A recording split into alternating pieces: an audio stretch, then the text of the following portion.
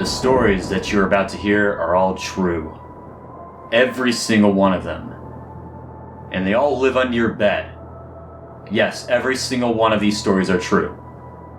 Yes, even the one about Mickey Mouse. Yeah, they're all true. They're all true. They're all true. Every single one of them. They're all true.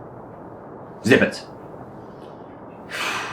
But anywho, creepypasta. Throughout history, we've been blessed with such enriching literature such as Divine Comedy, Canterbury Tales, The Odyssey, Jeff the Killer.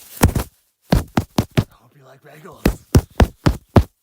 The term creepypasta just equates to scary stories on the internet, but the word itself stems from the term copypasta, which means to copy and paste various texts online. But let's be honest here, any sane person would block anybody copy and pasting stuff like this immediately. What?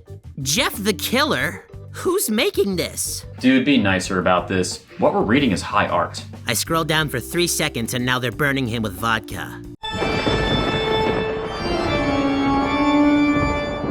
The story starts out with a boy named Jeff and his family moving to a new house. Jeff and his family had just moved into a new neighborhood. Wait, hold on. Where did he move to again? Huh?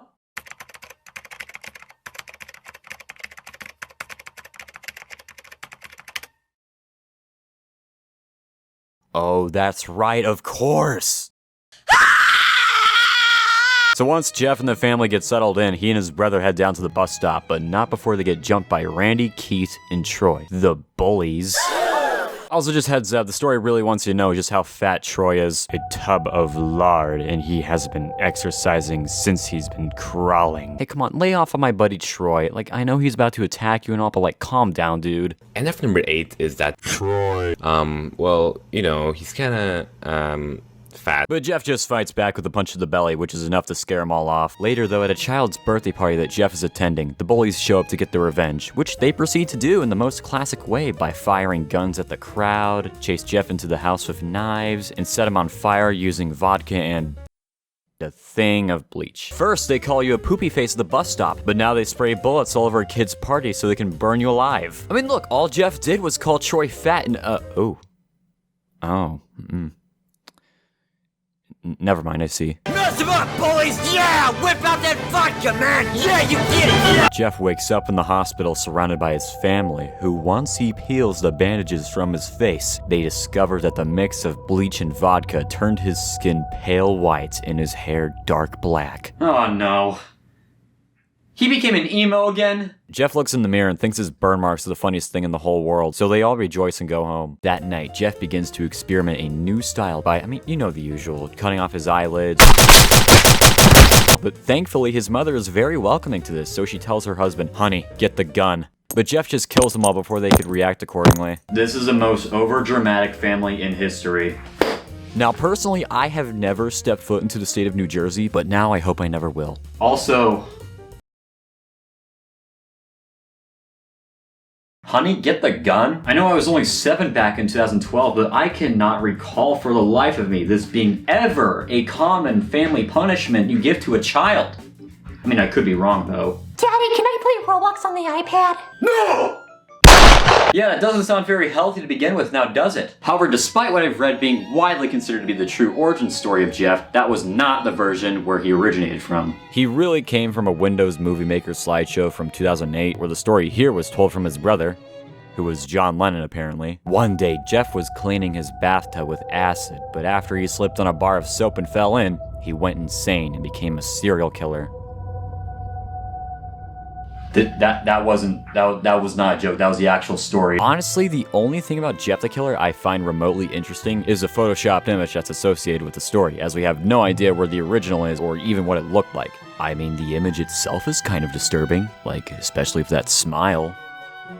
Dog. I will shoot you.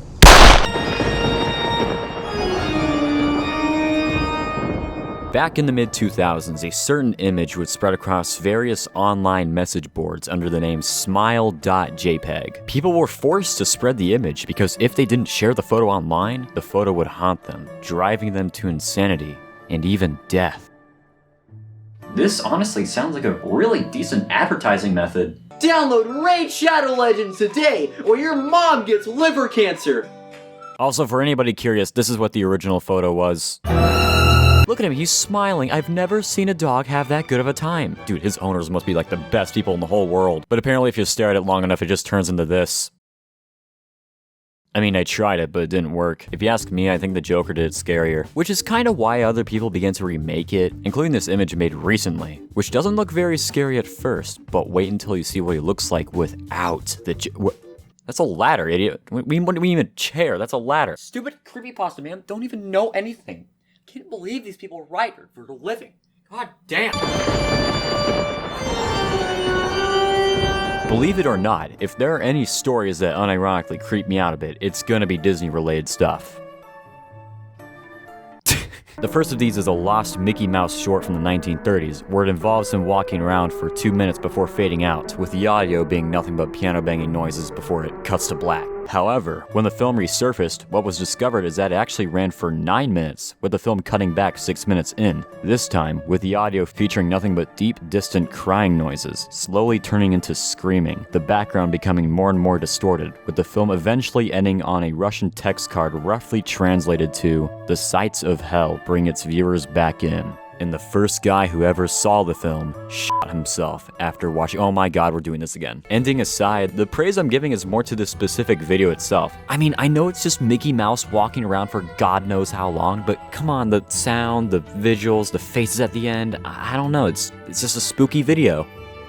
But a small part of me is wondering how people in the 1930s reacted to this. Wow, it's the 1930s and I'm watching a Mickey Mouse cartoon. It's also abandoned by Disney, which tells the tale of the abandoned Disney resort Mowgli's Palace. This place is written as this abandoned, massive, yet desolate resort in such an effective way. It really shows how untouched and giant this wasted place is, with its spacious hallways and small dark rooms, but details like meat hooks that start swinging lightly by themselves, the bathroom sink still dripping water, and whispering coming from the hotel bedrooms assure you that someone or something is in there with you. It's creepy, but subtle enough.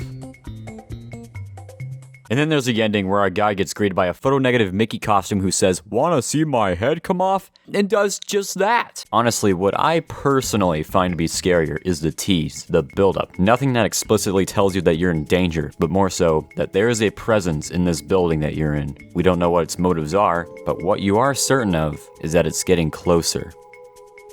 It's probably Mickey. Though it was definitely one of the more popular creepypasta stories, everything that we've gone over stand in the shadow of this white guy in a suit.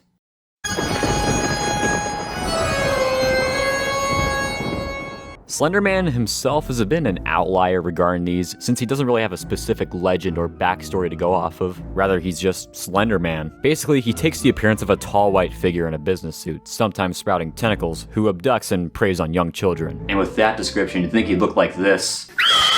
Though according to the YouTube channel Cafe TV, Slender is just some rich old man from rural Ireland. The real name of Slender Man is Simon. When he was a child, he loved playing in the woods. He was a very strange child. What? Damn, dude, let poor Simon play in the woods if he wants to. Nothing bad ever happens in the woods. Slender has been the subject of many adaptations, such as games, books, a movie. Hey, come here.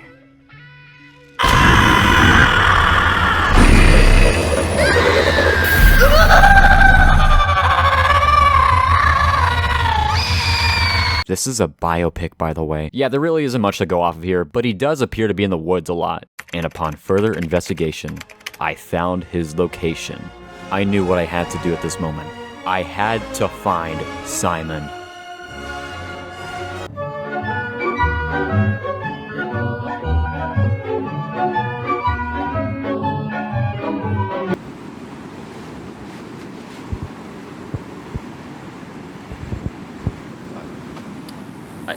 I spent $2,700 on this. So overall, were these even remotely scary? I mean, yeah.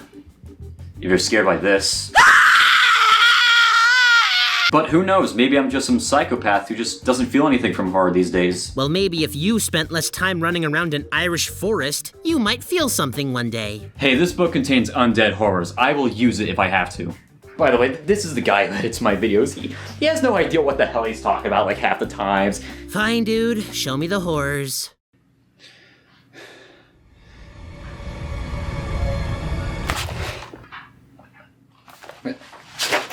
What? Huh? What? There's nothing here. Wow, dude, that sounds crazy. Yeah, exactly. What the fuck?